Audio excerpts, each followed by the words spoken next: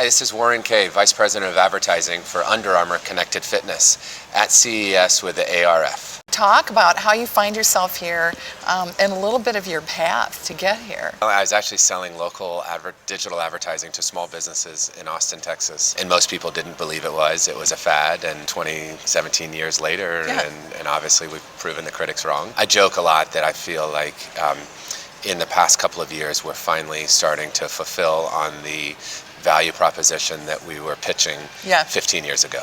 We've always been a little ahead of the curve in terms of digital media advertising sales. We are a viable medium for brands and advertisers to build awareness, to drive their business and really be a critical part of their growth and their business success. So I know you had a big announcement this morning. Kind of tee up this wonderful announcement that you had, and share what these new solutions are in this whole hardware area. We announced HealthBox at Under Armour. In a single box, we deliver to the consumer a connected scale, a heart rate monitor, and a step tracker. That is all connected into our Under Armour Record software solution. We look at the world through 4 different lenses or 4 different paradigms. Your activity, real exercise, nutrition, also sleep. What we feel like the big opportunity is to provide coaching recommendations and connecting all of those disparate data points for the consumer. Today there are a lot of single point solutions that are interesting. What we feel like the big opportunity is to connect all of those for the consumer. You already have your market defined. That's right. Exactly. How are you thinking about that as the head of marketing and advertising, and so for advertisers to also hear? So we have a massive audience, over 160 million registered users. We had 158,000 new users just sign up yesterday in day alone. So we're averaging in a normal pace about 5,000 new users an hour, about 100,000 new users a day. So the growth has been phenomenal. And the beautiful part about it is that it's a very personal experience.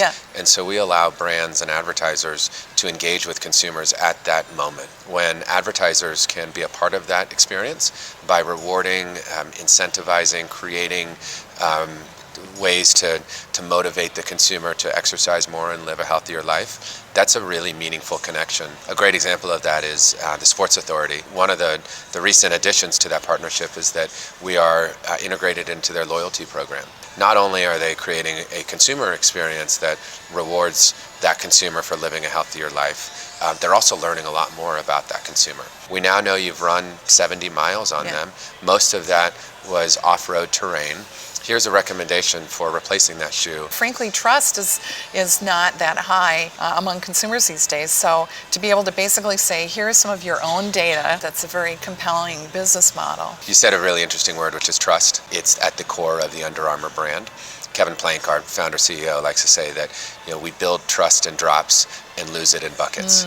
So it's really important that we preserve that trust with the consumer, and we want to use that to make their lives better, to make them better athletes, and we hold that component of trust at a very high regard. To an advertiser, what advice would you give them for where to start? For us, it's brands and advertisers that have an authentic commitment to health and fitness. So you start with a values check. That's really interesting. A values check and a consumer's check. We actually have a great partnership with Prudential where they offer their members rewards for working out against their 401k. Again, a brand that's not endemic, but has an authentic commitment to helping their members, their consumers, live a healthier life, and using our platform and our technology to help them do that.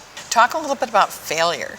Do you have any examples of failure kind of floating around in there, and how did you deal with it? I love failures. I've had a lot of them. I embrace them. They're great learning moments. That's treatable. What do you love about them?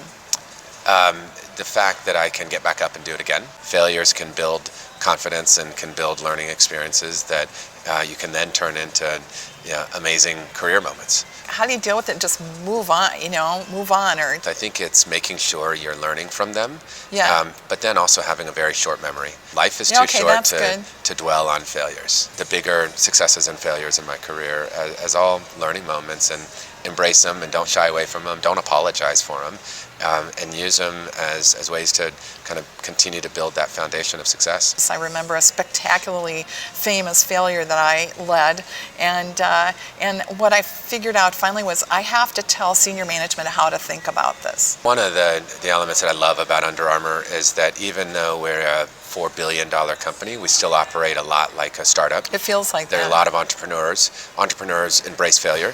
Silicon Valley, as an example, those are a badge of honor. Yeah. You get successful entrepreneurs around a table, and they'll talk more about Yeah, their that's failures true. and their successes. Yes. Talk about what do you feel your biggest success has been this past year? My team, and I know that's an overused cliche, but I was waiting for someone to say this. You're the first one. oh, Yes. interesting. To me, that's the measure of success in Yeah. life. It's all about the company that you keep and the people that you surround yourself with. What's your take or a little bit of advice for the next generation on how do you know when to hold them and when to fold them? Younger generation in the workforce today that has a level of entitlement, that has a sense of empowerment, that when it's hard, they feel like they need to move on.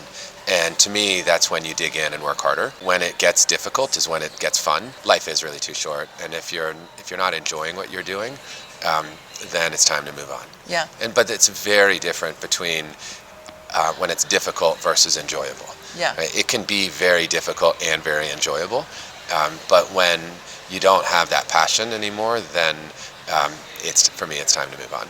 All right, so one prediction for 2016. We'll continue to iterate on our hardware, but more importantly, I think consumers are really going to see the power of managing their own data and managing their own health and fitness information and the importance of that. It's just been a real pleasure to Gail, spend thank some you. time I've really talking appreciated to it. you. Yeah, it's been fun. Thank you. Thanks. Okay.